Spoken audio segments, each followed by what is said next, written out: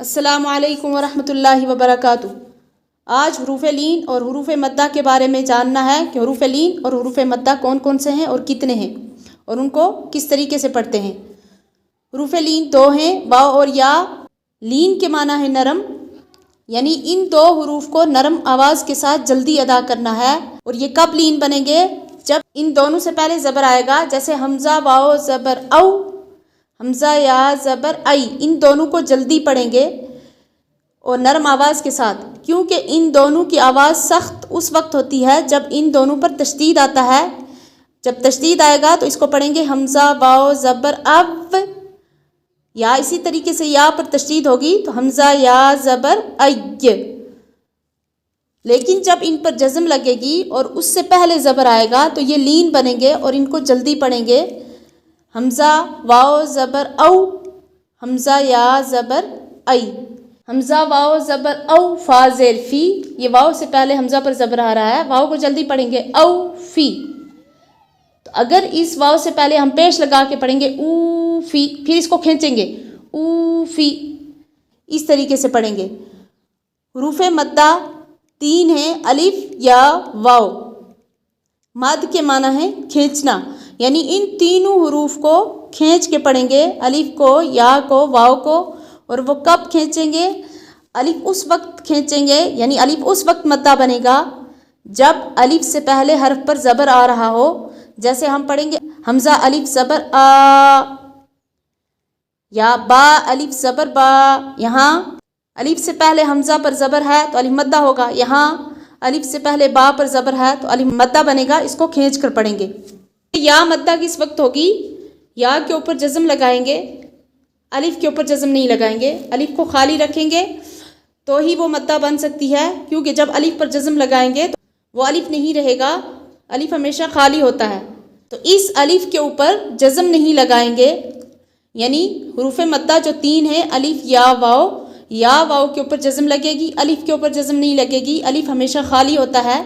अगर अलिफ के ऊपर जज़म लगा दी तो अलिफ हमज़ा बन जाएगा। तो हमज़ा को झटका लगा के पढ़ेंगे, बा हमज़ा ज़बर बा, इस तरीके से पढ़ेंगे। तो जब अलिफ होगा उसको पढ़ेंगे बा अलिफ ज़बर बा, ये इस तरीके से। तो वाव के ऊपर और या के ऊपर जज़म लगाएंगे, क्योंकि जब वाव और या के ऊपर जज़म नहीं लगाएंगे वो खाली हो जाएंगे, तो उस वक्त उनको नहीं पढ़ते। तो या साकिन से पहले ज़ेर हो तो या मद्दा होगी और इसको खींचेंगे कैसे? हमज़ा या ज़ेर ई, इस तरीके से।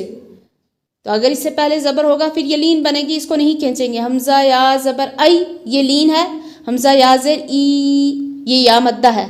इसी तरीके से वाव साकिन, यानी जिस पर जज़म हो उसको साकिन कहते हैं। वाव साकिन से पहले पेश आएगा तो वो मद्दा बनेगा, हमज़ा वाव पेश ऊ, इसको खींचेंगे।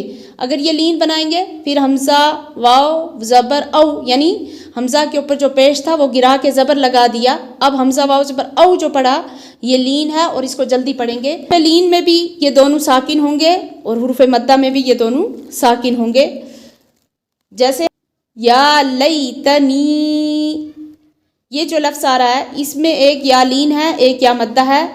या साकिन से पहले यहाँ पे ज़बर आ रहा है तो इसको जल्दी पढ़ेंगे, ये या लीन बनेगी। या लई तनी, नून या ज़ेर नी जो पढ़ा इसमें या मद्दा है, क्योंकि या साकिन से पहले नून के नीचे ज़ेर आ रहा है, इसलिए ये या मद्दा होगी। इसी तरीके से गैरी के अंदर एक या लीन है, एक या मद्दा है, यानी एक या को जल्दी पढ़ेंगे और एक या को खींच के पढ़ेंगे। जो गैन के आगे या है, गैन या ज़बर गई, इसको जल्दी पढ़ेंगे, ये या लीन है। री के अंदर या मद्दा है, इसको थोड़ा सा खींच कर पढ़ेंगे, गैरी, इस तरीके से। इसी तरीके से औ जसा, इसमें वाव लीन है, हमज़ा वाव ज़बर औ, ये वाव साकिन से पहले हमज़ा पर ज़बर आ रहा है, वाव लीन होगा, इसको जल्दी पढ़ेंगे औ जसा। वाव मद्दा, जैसे जुनूदुहु, यहाँ जुनूदुहु के अंदर वाव को खींच के पढ़ेंगे, क्योंकि वाव साकिन से पहले नून पर पेश आ रहा है, जुनू, इसको खींच के पढ़ेंगे। और अलिफ मद्दा, जैसे हम पढ़ेंगे ज़ादा, ज़ा अलिफ ज़बर ज़ा, दाल ज़बर दा, ज़ादा। ज़ा को अलिफ के साथ मिलाकर खींचा, زا اور دال کو نہیں کھینچیں گے دا زا دا دال کے آگے الف نہیں ہے اس لیے دال کو دا آواز بالکل اس کی کھینچنی نہیں ہے اور زا کے آگے جو الف ہے اس کی آواز کو کیسے کھینچیں گے زا دا یہاں پہ الف مدہ ہے اس لیے اس کو کھینچ کے پڑھا یہ ہے حروف لین اور حروف مدہ یعنی حروف لین کو نرمی کے ساتھ جلدی ادا کریں گے اور حروف مدہ کو کھینچ کر پڑھیں گے اگلے سبق تک اجازت دیجیے اللہ حافظ